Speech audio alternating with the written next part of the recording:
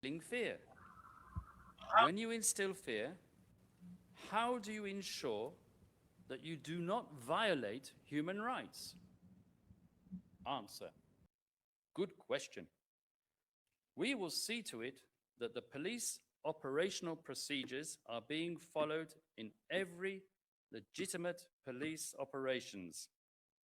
When they see that the police are really determined to go for them legally, he stresses the word, and many of them go down, maybe they'll get scared. That's PHL OTP 000-16403 at page 13. In any event, what the prosecution has not told you, and what it has not shown you by way of its opulent images on the video screen, is that the supposed criminal blueprint set out in Command Circular 2016, number 16 of 2016, is totally negated by the content of the document itself. Let us take a look at paragraph 8E and F of the very same Command Circular, number 16 of 2016, which states quite clearly that all operations should strictly observe the rights of the accused enshrined in the Philippine Constitution, as well as international law and human rights.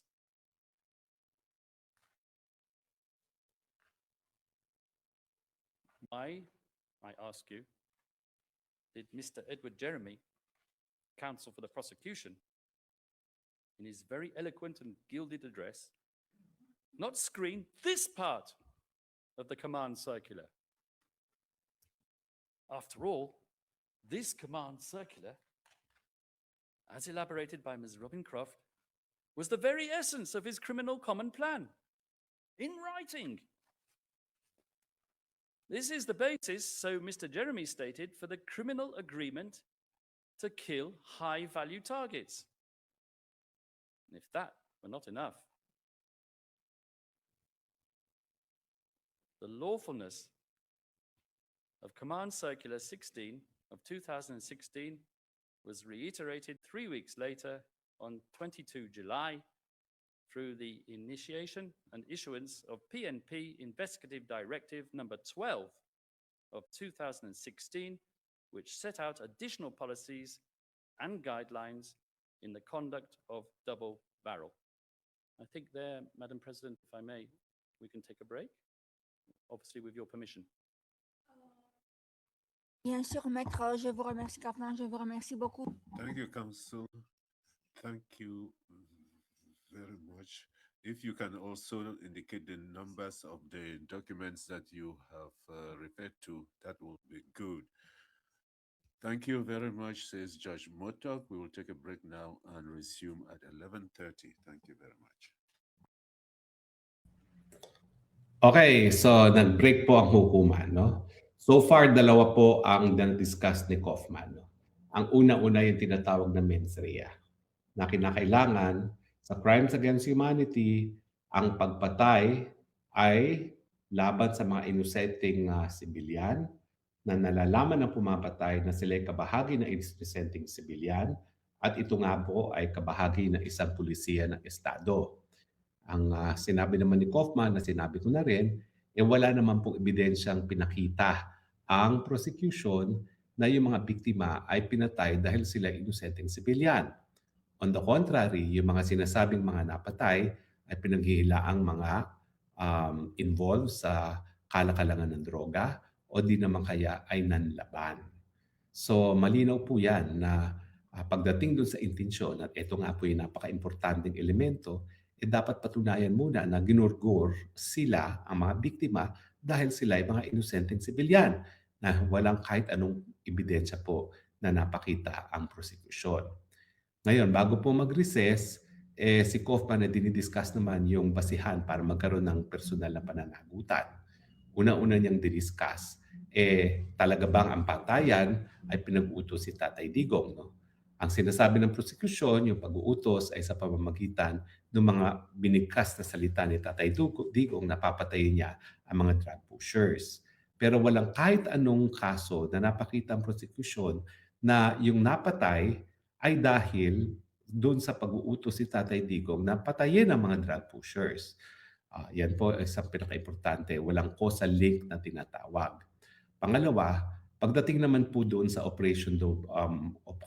yung Operation Double Barrel na talagang ginamit ng prosecution yung dokumento mismo para patunayan na ito'y isang siste na pagpatay sa sibilyan, malinaw naman po na yung Operation Tokhang ay nagpapatupad ng saligang batas.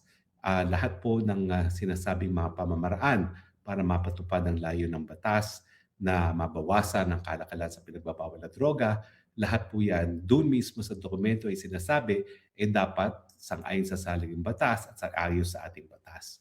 So wala pong sinasabi doon sa opisyal na dokumento na bumuo ng Operation Tokhang na dapat gumawa ng iligal na mga bagay-bagay ang mga kapulisan. Maski si Bato de la Rosa, nung kauna-unang araw niya na siya ay naging PNP chief, hindi naman po niya sinabi na pumatay kayo basta pumatay lang kayo. Ang sinasabi niya, kinakailangan ang patayan. Kung meron mang paggamit ng dahas, dapat po yan ay sang-ayon sa saligang batas at sang-ayon sa established police operations. So wala po talagang indiscriminate killing kumbaga dahil talagang in-emphasize pa rin ni General Bato dun sa kanyang mga pag-uutos sa mga kapulisan na dapat igalang ang saligang batas, igalang ang karapatang pantao ng mga akusado na at ito naman po ay nakasaad mismo doon sa Operation Tokhang. So babalikan natin ang elemento, ang punto na sinasabi ni Attorney Kaufman na sinabi na natin bago po magsimula siya ng talumpati, hindi talaga napapatunayan pa. At pangalawa, yung sa pananagutan, basehan ng pananagutan, wala pa rin pong napapakita na aktual na pagkakataon na ang patayan ay dinggin o ay bilang pagdigin, pag-comply, pag-implement ng pag-utos ni Tatay Digong. So sa akin po ay wala pa rin po napapatunayan ang prosecution. Kinakailangan po sila magbigay ng ebidensya na substantial at so far po wala pa. So anyway, nasa recess po tayo at magre-resume po ang trial ng 11:30 pero meron nga po tayong time lag na 30 minutes. So ang 11:30 po sa kanila ay 12 o'clock sa atin. So balikan po natin ang ilan sa mga sinasabi ng prosecution na ebidensya nila na pagtatarget ng inosenteng mga sibilyan. Well, ang sinasabi nga nila ay yung mga talumpati ni Tatay Digong na papatayin ko ang mga drug pushers. Now, ang kontra naman po ng kampo ni Tatay, lahat naman ng politiko pwedeng mangako. At yan naman talaga ay sinabi ni Tatay Digong bilang isang mayor ng Davao at isang pangako sa lipunan nung siya'y tumatakbo ng eleksyon. Pero ito ba'y pag-uutos na para patayin ang specific na mga individual? Ay hindi nga po. Yun nga po yung punto. Dahil ito po nga ay mga pananalita na humihimok sa mga publiko at sa lahat na sumunod sa batas at talikuran ang pangangalakal ng droga. Hindi po yan talagang order na pumatay. Yan po ay isang pananakot, pananakot na para sa mga lahat ng kriminal na itigil na ang kriminal na mga gawain at sumunod na sa batas. Okay? So talagang, again po, babalikan ko kayo dahil ako naman po ay isa na nagsulong doon sa pagsasabatas ng National IHLO kung saan ginawa nating batas sa Pilipinas ang Rome Statute. Tinatanong ko yung mga piskal na aking tinetraining nung bagong-bago pa yung IHLO. At sa katunayan, iisa pa lang o dadalawa pa lang ang mga pagkakataon na nagamit ng mga piskal itong National IHLO nito. At nung tinatanong ko kung bakit, dahil marami naman talagang mga krimen na po pwedeng maliti sa Pilipinas sa ilalim ng IHLO, lalong-lalo na dun sa Marawi Siege, bakit nila ginawa yun?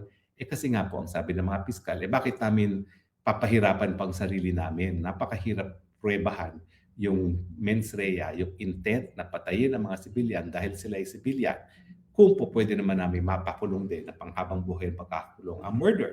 Dahil ang murder, meron lang talagang elemento na dapat may pinatay at ang intention talaga ay patayin, no? Na po pwedeng mapruebahan sa pamamagitan ng mga physical ebidensya gaya ng trajectory ng bala, no? Kung paano nabaril, kung pagbabaril man ang naging dahilan ng pagkamatay ng tao. So talaga naman pong mahirap itong pagprueba ng crime against humanity kasi ang pinaka-importante talaga is hindi lang yung patayan. Napakadali magprueba ng patayan. Yung prueba ng patayan, death certificate, yung dahilan kung bakit namatay at kung sinong pumatay. Pero tingnan niyo po yan, itong kaso ng murder, may bumaril. So kapag murder case lang yan, ang po-prosecute mo, yung taong bumaril, siya ang talagang pumatay at yung pagpatay niya ay merong intention ng pagpatay at hindi lang pag-accidental na pagpatay kasi yan yung pagkakaiba ng murder at saka ng homicide. O di naman kaya, merong abuse of strength, yung mga ganyan, o yung mga qualifying circumstance. Pero ang pananagutan, yung pumatay mismo at yung nagsabi mismo sa kanya na pumatay sa pamamagitan ng pamimigay ng buya o pag-uutos. Ngayon, dito sa crime against humanity, bukod pa kasi dito sa elemento ng murder, dadagdagan mo pa yung elemento na pinatay itong taong ito dahil siya ay kabahagi na inosenteng civilian na population na alam nung taong pumatay at nung taong di umanong nag-utos na sila ay kabahagi ng inosenteng civilian na populasyon. Paano mo mapapatunayan yan?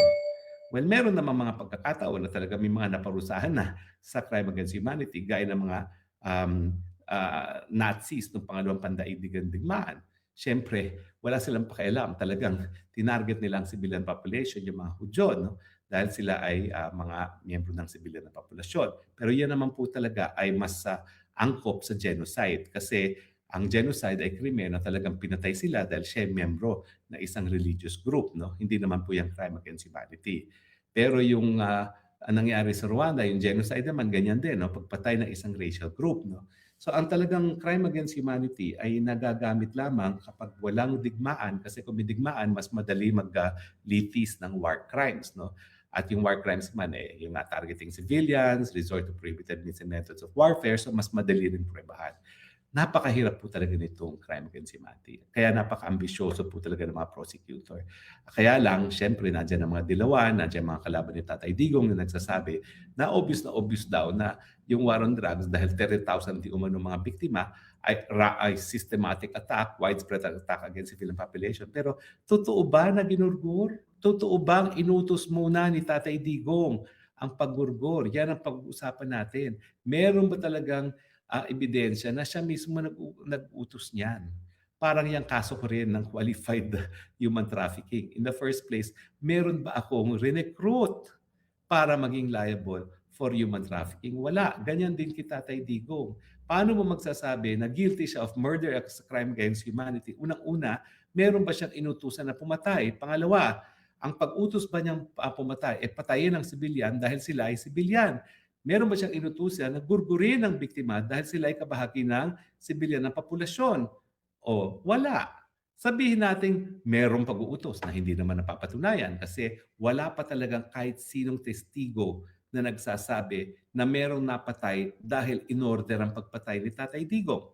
Siyempre sasabihin na ng mga dilawan para yan sa trial on the merits. Pero sa ngayon, sa mga narinig natin, wala naman kasi ang pinakamalakas na ebidensya pinakita nila ay yung video. Video na hindi naman pala pinapanood ni Tatay Digong yung pagpatay. Ang pinalabas kasi ng video na yun, para bagang nag-utos si Tatay Digong na pumatay at eto na nga, pinapanood niya kung paano sinunod yung kanyang pag-utos na pagpatay na hindi naman pala totoo. Na yun naman pala ay tinitignan lang ni Tatay Digong kung paano yung mga bagong mga equipment na binili ng Davao Police kasama yung mga TV monitors. At ngayon nga po, ang pinupuntirya ngayon ni Kaufman, yung katotohanan naman na wala talagang kahit sino na walang ebidensya na nagpapakita na mainutos na patayin kahit sino si Tatay Digong. At pati doon mismo sa manual ng Operation Tokhang, ng Tokhang at saka Operation Double Barrel at saka sa mga deklarasyon ni Bato de la Rosa, utos niya sa mga pulis, gawin lamang ang legal. Wala talagang order na nagsasabi pumatay kayo sa illegal na pamamaraan, full stop. Paano mo ngayon sasabihin na yung pagpatay ay dahil tina-target mo ang mga inosenteng mga sibilyan? Wala namang ebidensya na nagsasabi na in the first place may order ng gumawa ng isang illegal na bagay. Okay? So nag-aantay po tayo uli habang mag-resume ang hukuman. Nag-resume na po 'yan. Kaya lang meron talaga tayong time lag na 30 minutes, no? So meron pa po tayong 20 minutes of time lag bago bumalik ang hukuman. Pero sometimes po hindi naman po 20 minutes 'yan kasi kung wala namang mga bagay-bagay na dapat i-redact, hindi naman i-delay ng ganung katagal ang proceedings. Pero kanina, yun na po, no, meron dalawang pagkakataon na nagkaroon ng reduction o yung pagtago sa publiko yung mga sinasabi ni Kaufman. No? I would be curious kung ano talaga at bakit talagang redact nila. Kasi, di ba, parang hindi naman sang-ayon sa transparency na yan na meron tayong tinatago. Siguro, hindi ko alam kung ano yung basihan nila, kung ano yung standard nila para pag-redact. Para rin yung, yung tell the people dati na bagamat tinitape yan, merong time delay pag-broadcast para may pagkakataon na alisin yung mga dapat na alisin. Ako, tutol ako doon kasi gusto ko talaga makita in action si Presidente ng taong bayan. No? Pero may mga iba naman po na nagsasabi na mas mabuti na salain kung ano yung makakarating sa taong bayan. So ganyan din po ang nangyayari sa International Criminal Court. Well, pag-usapan po natin ngayon yung revelasyon ng mga sundalo. Now, nagkaroon na po ng response ang ICC. Okay? Ito po ang official response ng ICC. Basahin natin. Ano ba po muna ang paratang ng 18 mga Marines? Itong 18 Marines, ang paratang nila, sila ay dating mga security aide at mga executive assistant ni Zaldico na sila ay nagtrabaho kay Zaldico anywhere from 1 to 9 years na during the course of work, nautusan sila na sunduin sa airport at alagaan ang mga investigador ng ICC at meron 3 pinangalanan. 2 doon ay sakop ng expose ni Maharlika nung mga naunang mga panahon at pinakita pa nga ni Maharlika yung kanilang mga passports dahilan kung bakit siya ay kinommunity standard ng FB dahil sabi ng FB yung mga impormasyon sa isang passport ay sakop ng Data Privacy Act. At sinabi rin ng mga 18 Marines na yan na hindi lang nila sinusundo at hatid ang mga investigador ng ICC na dinadala rin nila itong mga ICC investigators neto sa mga lugar kung saan sila nakipagpulong kay Trililing, kay Zaldico, kay Speaker Romualdez at kay now Ombudsman Boying Rimulya. At sinabi nga nila na ang mga pagpupulong nagaganap doon sa Midas Hotel na pag-aari ni Zaldico, doon sa Citadel Makati, na sa bahay ni Speaker Tambaluslos, dyan sa Forbes Park sa Polo Club, yung 2 clubhouse, yung townhouse sa Polo Club na ginagawang opisina ni Martin Romualdez. At bukod pa yan doon sa kanilang testimonya na nag-deliver sila ng hanggang 805 billion pesos. Na pagdating sa mga ICC, sila hindi lang taga-hatid sundo. Pag nakikipagpulong si Trililing at mga taong gobyerno gaya ni Zaldico at ni Tambaluslos sa kanila, kung hindi, dinadala rin nila ang mga investigators para nga makipagpulong sa mga testigo. Kasama na yung mga testigo nakakulong na sa Muntinlupa gaya ng mga pumatay kay Kian de Los Angeles. Now, nakapagtataka ako bakit pati si Kian de Los Angeles ay sinasama nila sa usapan, gayong yan ay pruweba na mayroong isang illegal na patayan na nalitis ng hukuman at nasentensyahan ng panghabang buhay na pagkakakulong. So sa akin, itong si Kian de Los Angeles ay pruweba na hindi dapat upakto ang ICC dahil sang-ayon nga dun sa principle of complementarity, bukas at gumagana naman ang ating mga hukuman. Pero ang tanong, tama ba yung patakaran ng mga investigators unang-una na tumanggap ng serbisyo hindi galing sa gobyerno ng Pilipinas kundi galing sa mga kilalang kalaban ng mga Duterte na siyang nasasakdal at naimbestigahan ng ICC. Alam niyo po, nang binuo ang ICC, talagang alam ng lahat, alam ng mga partido, mga bansa na partido ng ICC na ang paggana ng ICC, lalong-lalo na yung investigasyon at paglilitis, ay nakasalalay sa kooperasyon ng Estado. Now, bakit importante na ang kooperasyon ibigay ng Estado, hindi ng mga individual na personalidad? Kasi ang patakaran nga po ng ICC ay para magpatupad ng malawakang katarungan. No? Paano naman magpapatupad ng malawakang katarungan kung ang investigasyon ay bunga ng pagtutulungan sa mga kalaban-labang ng mga iniimbestigahan? So kapag ang investigasyon po ay dahil lamang sa kooperasyon ng mga kalaban ng mga iniimbestigahan, hindi po yan honest to goodness investigation for the purpose of promoting justice. Yan po ay paggamit sa ICC bilang sandatang politikal laban sa mga kalaban ng naiimbestigahan. So ano ba ho ang response ng ICC na ang kanilang investigators accepted, tumanggap po ng tulong sa mga pribadong individual at mga kalaban ni Tatay Digong. Well, ito po, basahin natin kung anong kanilang official na declaration. Nagkaroon po ng official na pahayag ng ICC. Ibig sabihin, alam na po ng ICC yung ganyang parata ng 18 testigo. Ito po ang sagot ng ICC. Ang sagot ng ICC, ang Office of the Prosecutor, ay isang independent and impartial na opisina sa ilalim ng Article 42 ng Rome Statute. Pwede siyang tumanggap ng kahit anong impormasyon sang-ayon sa Article 15 galing sa Estado, sa NGO, sa biktima, sa civil actors at individuals. Pero ang sabi ng ICC, yung pagtatanggap ng impormasyon does not mean ini-endorse nila yung pinanggagalingan ng impormasyon, at saka lahat ng impormasyon na natatanggap ay sinasubject nila sa independent verification and evidentiary assessment. So hindi daw sila nagtiwala, hindi sila nag-rely sa mga political actors, pero sila daw po ay gumawa ng sariling evidentiary analysis bago sila naghain ng mga paratang laban kay Tatay Digong. Now, nung sila ay inakusa rin ng ganyang mga gawain sa kaso ng Kenya, sa Cote d'Ivoire, sa Afghanistan, ang naging kasagutan ng ICC ay ang obligasyon ng prosecutor ay imbestigahan ang ebidensya objectively at meron namang oversight o merong kumbaga nagbabantay sa prosecutor sa pamamagitan ng pretrial chambers at saka itong confirmation hearings para nga yan malaman kung sapat-sapat ang ebidensya at meron talagang karapatan na ang mga nasa sakdal na sagutin ang mga paratang laban sa kanila.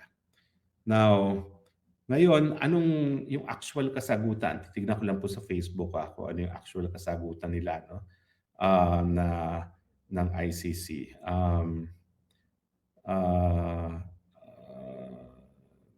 Nakita ko na po yun Nakita ko na po yung kanina. Gagamitin ko nga yun. Pero marami naman po talaga yan na makikita natin na yung sagot talaga ng ICC. Sandali, tignan natin sa ICC webpage mismo.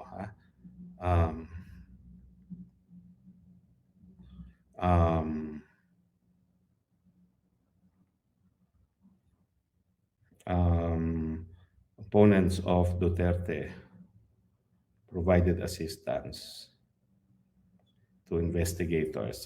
Hinahanap ko lang po yung official na statement ng ICC. Sana makita ko nga po yun. Bakit kaya hindi makita ngayon? Kanina nakita ko na yun. Oo.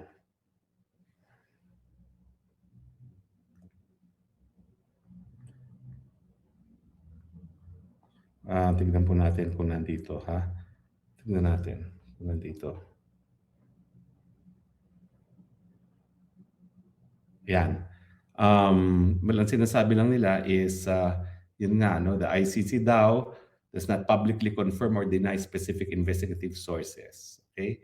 Independyente daw sila, tumatanggap sila ng impormasyon kahit anong source, pero yan ay sinasubject nila to independent verification and evidentiary assessment, no? So pwede silang tumanggap sa mga individual, sa grupo, NGO, government, former officials at insiders. Wala daw pong pagbabawal sa pagtanggap ng impormasyon galing sa mga kalaban ng akusado, sa mga dating ahente ng Estado, sa mga security personnel o military police. Ang issue daw sa kanila ay hindi yung kung saan ang galing impormasyon, kundi ang reliability, ang corroboration, ang lawful accusation and disclosure to the defense. Pero ang problema po dito, pag ito ay linabas sa pre-trial chamber, kinakailangan addressin ng ICC mismo kung ito bang mga tulong ng mga kalaban ni Tatay Digong ay dinisclose, kung yan ay po pwedeng magamit sa challenge for admissibility, kung merong abuse of process, tsaka yung kung patas ba ang pagtatanggap ng ebidensya nito. Okay? Now, wait, tignan natin yung official statement. Ito ha. Tignan natin ha. Kasi gusto kong basahin yung official statement nila eh. Hindi ko lang mahanap ngayon. Kanina nahanap ko na eh. Ayan, ito. Ito, basahin ko na ha. Ito yung official nila. The ICC's Office of the Prosecutor has categorically denied all allegations that its investigators received money, bribes, or financial assistance from private individuals, political figures, or external parties in connection with the investigation of President Duterte's war on drugs. So, pinabubulaan nila, pinasisinungalingan nila na yung mga investigador daw nila ay tumanggap ng suhol at kahit anong pera galing kay Zaldico, kay Martin Romualdez at kay Trillanes. Sinabi nila na ang kanilang mga investigasyon daw ay pinondohan sa pamamagitan ng budget mismo ng ICC as approved by the Assembly of State Parties. Now, yung mga kanilang mga investigador daw at saka yung mga gastos ng mga investigador ay independiente, transparent at saka ayon sa patakaran ng ICC. Tapos, kinokolekta raw ng ICC ang lahat ng impormasyon yan ay ini-evaluate independently and evaluates incriminating and exonerating evidence equally. Hindi ko po alam kung ano yung exonerating evidence. Ang ibig sabihin po ng exonerating evidence, yung mga ebidensya na magpapatunay na wala namang kasalanan si Tatay Digong. No? Tinitignan daw lahat yan. Tapos, yung disclosure of information and evidence in cases before the court is strictly regulated by ICC legal framework and judicial oversight. Yung pag-release ng impormasyon na galing sa kanila, yan daw po ay sakop ng isang framework na sang-ayon po sa ICC. At hindi na po sila nagkomento sa mga paano ang mga gawain ginawa ng kanilang mga investigador, no? Dahil nga po sa confidentiality. Now, ang problema naman ito is bagamat sinasabi nila na independyente ang kanilang mga investigasyon, nagkaroon po ng paratang. Ano mga paratang?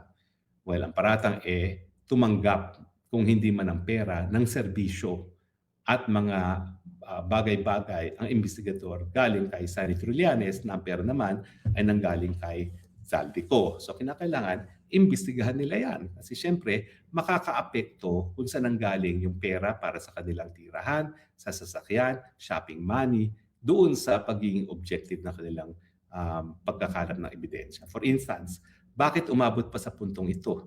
Yung mga paratang na ang war on drugs daw ay systematic na patay ng sibilyan.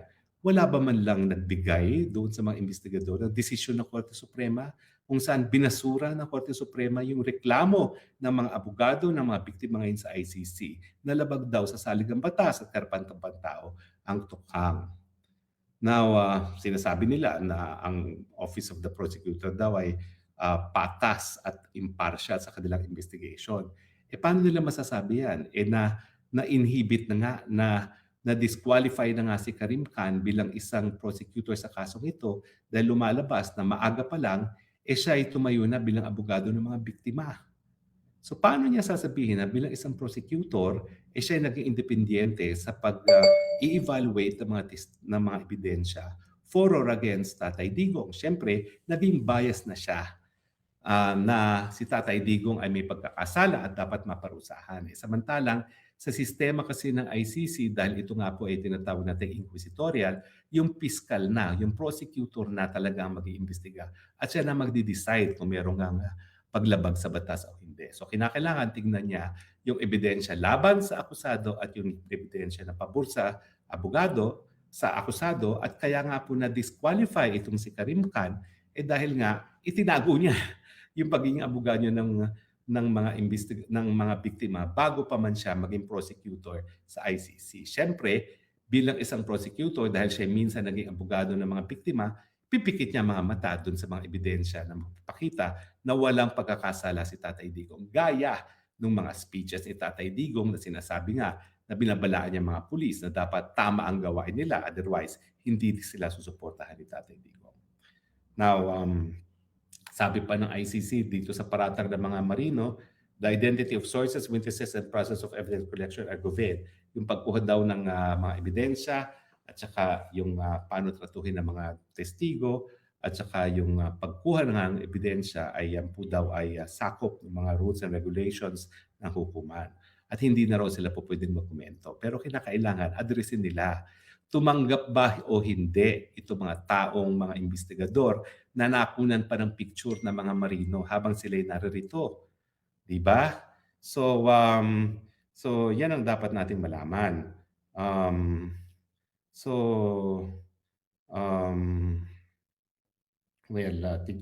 Sa akin, hindi sapat yung sagot ng ICC.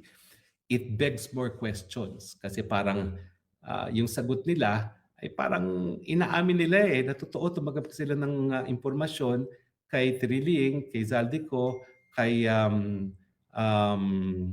Reboying Remulla, pero ang tanong, tumanggap ba sila ng impormasyon or ebidensya dito naman sa mga taong nagsasabing walang pagkakasala si Tatay Digong? Certainly ako, pwede nila ako imbestigahan o pwede nila ako pinatawag. Wala namang patawag sa akin. No? Samantalang alam nyo, yung investigasyon ng ICC, alam na namin ni VP Sara yan. In fact, nasa amin na yung kopya ng mga passports nila habang sila labas-pasok sa Pilipinas. Hindi lang kami umaalma. Alam pa namin, ako pa nagsiwalat na nagpunta pa ng Kongreso para sa WAD Committee ang mga investigador na yan. At parang ang doon sa pagpupulong nila kasama si Abante, napagkasunduan na mag-public hearing na mapaamin si Tatay Digong na siya talaga nag-utos sa mga patayan na yan. Mantakin nyo, yung ba tamang investigasyon na nakikipagsabwatan doon sa mga kalaban ng nasasakdal para magkaroon ng ebidensya na magagamit laban sa akusado? Kung talagang walang pinanigan ng ang prosecutor, papayag ba sila na pupunta pa sila sa Kamara de Representante, kakausapin pa nila yung komite na mag-iimbestiga laban kay Tatay Digong at sila pa nagbigay kung anong kinakailangan nila na manggaling sa sariling bibig ni Tatay Digong? Mabuti na lang, kahit anong sabihin ni Tatay Digong, whether not under oath, kinakailangan patunayan pa rin nila. Patunayan pa rin nila na yung patayan na nangyari ay bunga nga ng pananalita ni Tatay Digong. At kapag hindi naman nila napatunayan yun, wala pa rin mahihita ang prosecution.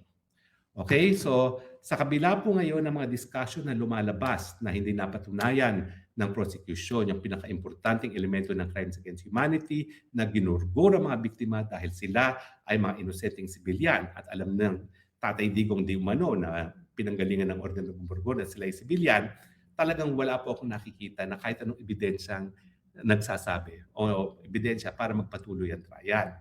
Bukod pa po dyan, dahil bagamat ang ebidensya lang nila ay pananalita ni Tatay Digong, dahil wala pang kahit anong ebidensya na nagpapatunay na kahit isang pagpatay ay dahil doon sa sinabi ni Tatay Digong, wala pa rin po talagang kahit anong ebidensya para magpatuloy ang trial.